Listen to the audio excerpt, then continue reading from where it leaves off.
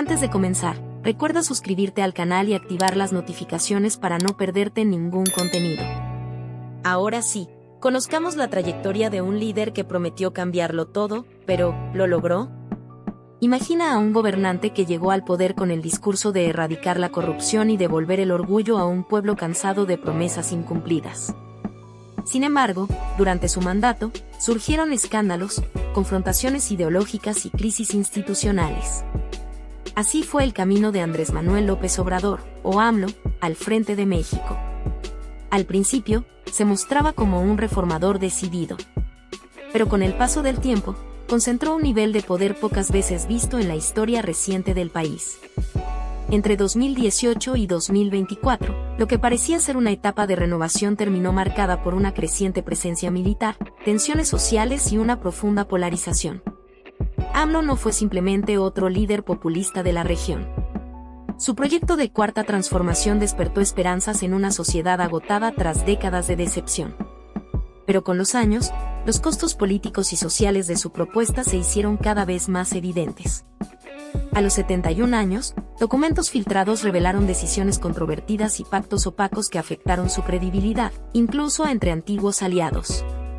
De símbolo del cambio, pasó a ser acusado de debilitar las mismas instituciones que prometió fortalecer. Su historia comienza en Tepeitán, una pequeña localidad del estado de Tabasco, donde nació en 1953. Hijo de comerciantes, creció ayudando en el negocio familiar y conociendo de cerca las dificultades del México rural. A los 14 años, perdió a su hermano menor en un accidente con un arma de fuego, una tragedia que lo marcó profundamente y lo acercó a los libros y a la justicia social. Inspirado por figuras como Benito Juárez, desarrolló una fuerte conciencia crítica desde joven. En los años 80 conoció a Rocío Beltrán Medina, con quien tuvo 3 hijos. Llevaban una vida sencilla, centrada en la lectura y los debates políticos. Rocío falleció en 2003, y años después AMLO contrajo matrimonio con Beatriz Gutiérrez Müller, intelectual con quien tuvo otro hijo. A pesar de su vida pública activa, siempre intentó mantener la discreción en el ámbito familiar. Su carrera política comenzó en los años 70 dentro del PRI, trabajando con comunidades indígenas. Decepcionado por la corrupción, abandonó el partido e ingresó al PRD en 1988. Posteriormente, en 2011, fundó su propio partido, Morena. Perdió las elecciones presidenciales de 2006 y 2012, siendo tildado de radical, pero nunca abandonó su objetivo de transformar México. En 2013 sufrió un infarto, pero continuó con su estilo de vida austero, dormía poco, comía de forma sencilla y se hospedaba en casas de simpatizantes. Su discurso contra la corrupción y en defensa de los más pobres ganó fuerza, especialmente gracias a las redes sociales. En 2018 ganó las elecciones con más del 53% de los votos, rompiendo con los partidos tradicionales e iniciando la llamada Cuarta Transformación. No obstante, su gobierno fue blanco de muchas críticas. La asignación de obras públicas al ejército y el debilitamiento de organismos autónomos generaron preocupación por posibles tendencias autoritarias. Su relación con la prensa y las organizaciones civiles fue tensa en diversas ocasiones.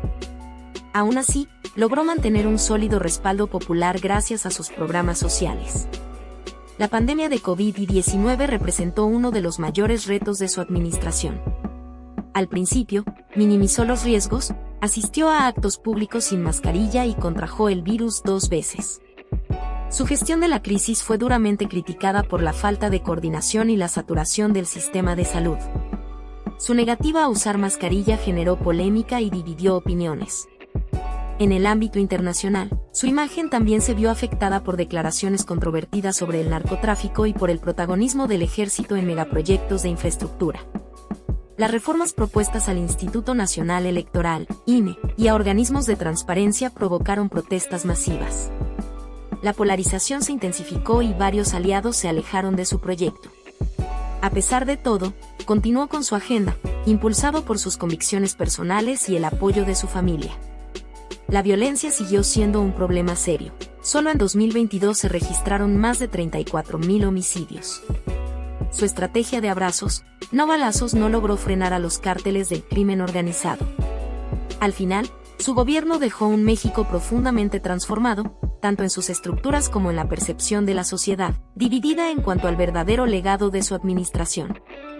Las calles de la Ciudad de México y de otras regiones del país se llenaron en múltiples ocasiones con manifestantes que expresaban su creciente descontento. Pancartas, consignas y protestas se convirtieron en un reflejo del desencanto de muchos ciudadanos. Aunque el presidente Andrés Manuel López Obrador había reiterado su compromiso de combatir la corrupción y poner fin a la impunidad, diversas investigaciones señalaban que estos problemas persistían profundamente arraigados en el sistema. Durante su gestión, AMLO impulsó programas de asistencia social y fundó la Guardia Nacional en 2019, insistiendo en que sus políticas necesitaban tiempo para generar resultados visibles. A pesar de eso, la inseguridad seguía afectando seriamente regiones como Tijuana y Culiacán, donde la violencia era parte de la vida cotidiana.